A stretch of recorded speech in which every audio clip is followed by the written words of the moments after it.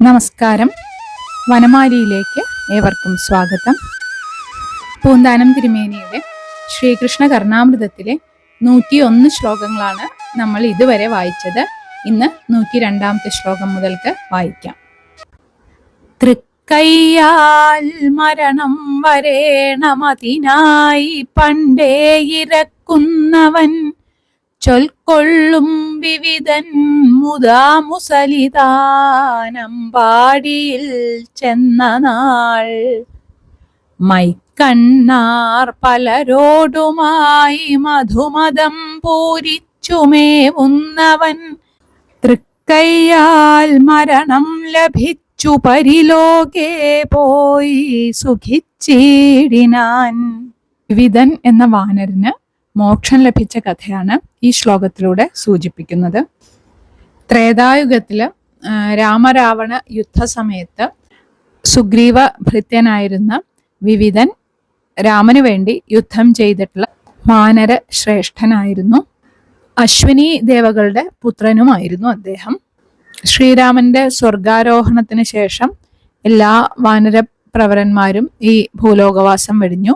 പക്ഷെ ഹനുമാൻ, ജാംബവാൻ, വിവിധൻ തുടങ്ങിയവരൊക്കെ പിന്നെയും ഈ ഭൂമിയിൽ ശേഷിച്ചിരുന്നു. ശ്രീരാമന് ശേഷമുള്ള വിഷ്ണുവിന്റെ അവതാരമാണ് ശ്രീകൃഷ്ണൻ എന്ന് ജാംബവാനിൽ നിന്ന് വിവിധൻ മനസ്സിലാക്കിയിരുന്നു.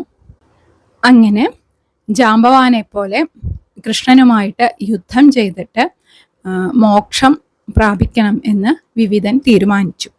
നരകാസുരനുമായിട്ട് കൃഷ്ണൻ യുദ്ധം ചെയ്യും എന്ന് മുൻകൂട്ടി കണ്ട് അദ്ദേഹം നരകാസുരന്റെ മന്ത്രിയായിട്ട് നരകാസുരന്റെ രാജ്യമായ ജ്യോതിഷ്മതിയിൽ വന്നിട്ട് താമസിച്ചിരുന്നു.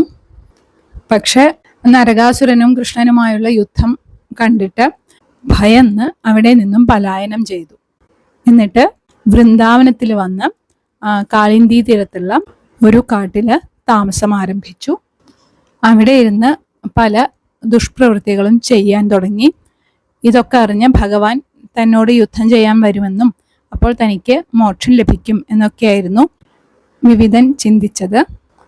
അദ്ദേഹം മഹർഷിമാരുടെ തപസ് മുടക്കിയിരുന്നു.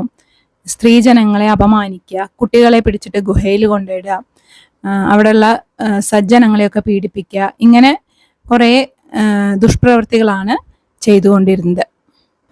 വലിയ ശക്തിമാനായിരുന്ന ആ വാനരശ്രേഷ്ഠനെ തോൽപ്പിക്കാൻ ആർക്കും അവിടെ ശക്തിയും ഉണ്ടായിരുന്നില്ല. ദ്വാരകയിലായിരുന്നുവെങ്കിലും ശ്രീകൃഷ്ണൻ തൻ്റെ ജ്ഞാനദൃഷ്ടി കൊണ്ട് ഈ വിവിധന്റെ പ്രവൃത്തികളെ കുറിച്ചൊക്കെ അറിഞ്ഞിരുന്നു. ത്രേതായുഗത്തില് തൻ്റെ ഭക്തനായിരുന്ന വിവിധനെ ഈ യുഗത്തില് വിവിധന്റെ ദുഷ്പ്രവൃത്തികൾ കാരണം വധിക്കേണ്ടത് ആവശ്യമാണ് എന്ന് ചിന്തിച്ചു. താൻ തന്നെ തൻ്റെ ഭക്തനെ വധിക്കുക എന്നുള്ളത് ഉചിതമല്ല. അതുകൊണ്ടാണ് ശ്രീകൃഷ്ണൻ തന്നെയാണ് ബലരാമന്റെ ഉള്ളില് വൃന്ദാവനം സന്ദർശിക്കണം എന്നുള്ള ഒരാഗ്രഹം ജനിപ്പിച്ചത് എന്നാണ് പറയുന്നത്. ബലരാമൻ വൃന്ദാവനത്തിൽ എത്തിച്ചേർന്നിട്ടുള്ള കുറച്ച് ഭാഗമൊക്കെ ഞാൻ ഇതിനു മുൻപുള്ള ശ്ലോകങ്ങളിൽ പറഞ്ഞിരുന്നു.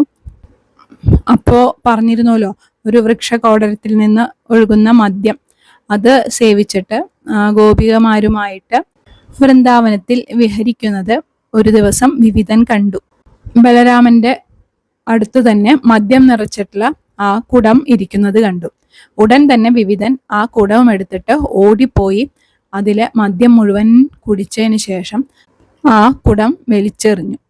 മദ്യലഹരി കൊണ്ടുള്ള ആ മയക്കത്തിൽ നിന്ന് ഉണർന്ന് ബലരാമൻ നോക്കുമ്പോൾ ഒരു കുരങ്ങൻ ഇരുന്നിട്ട് തൻ്റെ അടുത്ത് ഗോഷ്ടി കാണിക്കുന്നതായിട്ട് കണ്ടു.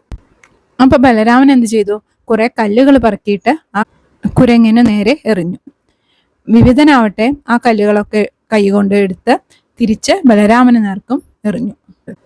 പിന്നെയോ ആ ഗോപികമാരെ നോക്കി അവർക്ക് നാണം തോന്നുന്ന വിധത്തിലുള്ള പല വൃത്തികേടുകളും കാണിച്ചു. ഇത് കണ്ട് കോപാകുലനായ ബലരാമൻ തൻ്റെ കലപ്പ കൊണ്ട് ആ വാനരനെ അടിക്കാനായിട്ട് മുന്നോട്ട് വന്നു. ഇത് കണ്ട വിവിധനും പിന്മാറിയില്ല. വലിയൊരു മരം പറിച്ചെടുത്ത് അതുകൊണ്ട് ബലരാമന്റെ ശിരസിലടിച്ചു.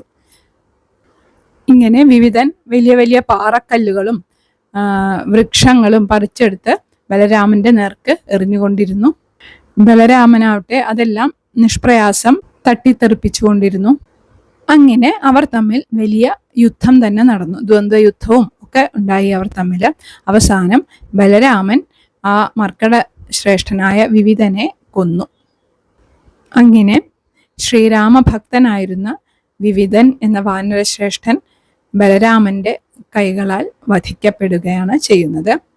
ഈ ഒരു കഥയാണ് ഇവിടെ തൃക്കയ്യാൽ മരണം വരേണം അതിനായി പണ്ടേ ഇരക്കുന്നവൻ എന്ന ശ്ലോകത്തിൽ പറഞ്ഞിരിക്കുന്നത്.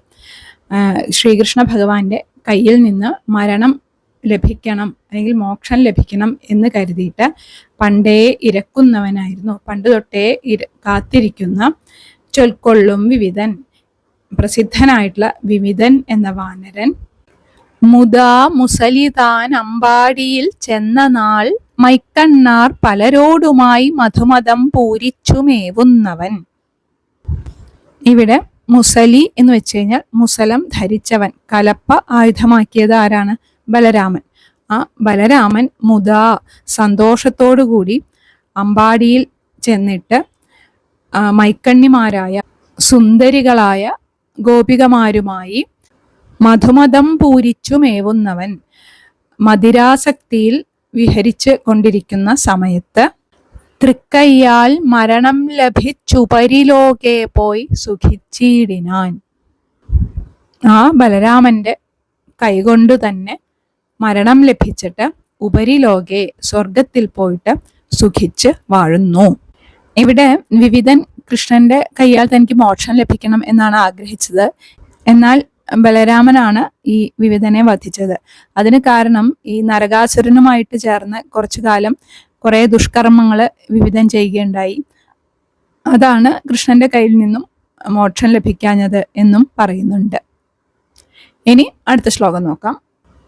പുത്രന്മാർ പത്നിമാരെന്നിവരൊടു സുഖമേ നിത്യവും ദ്വാരവത്യാം പൃഥ്വീഭാജാം ഗൃഹസ്ഥാശ്രമവിധി ഉപദേശിച്ചു കൊണ്ടച്യുതൻ താൻ നിത്യാത്മാ നിത്യദാനാദികൾ നിയതമൊരുക്കുന്നതും തന്മലേ പോയാസ്ഥാനെ ചേർന്നു ധർമാദികൾ വിരവിൽ വിചാരിപ്പതും കൈതൊഴുന്നേൻ. ആദ്യത്തെ വരിയില് പുത്രന്മാരോടും പത്നിമാരോടും കൂടി സുഖമായിട്ട് നിത്യവും ദിവസേന ദ്വാരവത്യാം ദ്വാരകാപുരിയില് ഭൂവാസികൾക്ക് ഗൃഹസ്ഥാശ്രമവിധി ഉപദേശിച്ചുകൊണ്ട്, ഗൃഹസ്ഥാശ്രമികള് ചെയ്യേണ്ടുന്ന കർമ്മങ്ങള് ഉപദേശിച്ചുകൊണ്ട് നിത്യാത്മാവായിട്ടുള്ള പരമാത്മാവായിട്ടുള്ള നിത്യസ്വരൂപനായിട്ടുള്ള അച്യുതൻ താൻ, അച്യുതനായിട്ടുള്ള ആ കൃഷ്ണൻ. അച്യുതൻ എന്ന് വെച്ചാൽ ച്യുതി ഇല്ലാത്തവൻ, നാശമില്ലാത്തവൻ എന്നാണ് അർത്ഥം. അങ്ങനെയുള്ള ആ കൃഷ്ണൻ നിത്യദാനാദികൾ നിയതമൊരുക്കുന്നതും തന്മലേ പോയാസ്ഥാനെ ചേർന്നു ധർമാദികൾ വിരവിൽ വിചാരിപ്പതും കൈതൊഴുന്നേൻ. ദാനം തുടങ്ങിയിട്ടുള്ള നിത്യചര്യകള് നിയതം, ഒരു മുടക്കവുമില്ലാതെ തന്മലേ ഒരുക്കുന്നതും തന്നെത്താൻ തന്നെ നിർവഹിക്കുന്നതും പോയ ആസ്ഥാനെ ചേർന്ന് തൻ്റെ രാജസഭയിൽ, സുധർമ്മ എന്നാണ് രാജസഭയുടെ പേര്, ആ സുധർമ്മ എന്ന സഭയിൽ ചെന്ന് ധർമാദികൾ വിരവിൽ വിചാരിപ്പതും, ധർമ്മകാര്യങ്ങൾ അല്ലെങ്കിൽ അവിടുത്തെ ന്യായാദി കാര്യങ്ങളൊക്കെ വേഗത്തിൽ തന്നെ കൂടി ആലോചിക്കുന്നതും, അങ്ങനെയൊക്കെയുള്ള ആ അങ്ങയെ ഞാൻ കൈതൊഴുന്നേൻ എന്നാണ് ഈ ശ്ലോകത്തിൽ പറയുന്നത്.